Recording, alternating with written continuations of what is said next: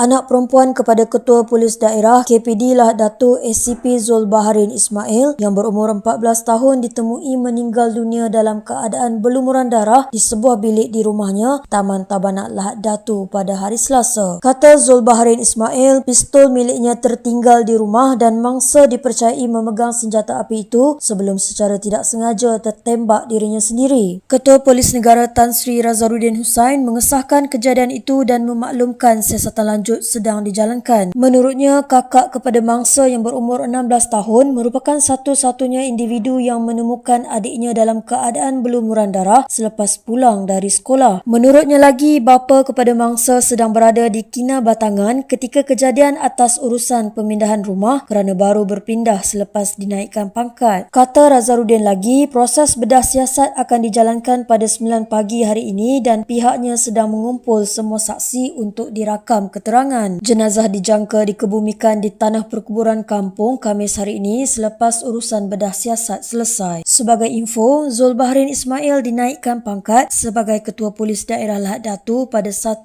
April lepas. Apapun takziah diucapkan kepada keluarga mangsa, apapun jangan membuat sebarang spekulasi dan memberi ruang kepada pihak polis untuk menjalankan siasatan. Diharapkan hal ini akan menjadi sebuah iktibar kepada ibu bapa dan juga orang ramai supaya sentiasa berwaspada dan berfikiran rasional sebelum melakukan sesuatu perkara.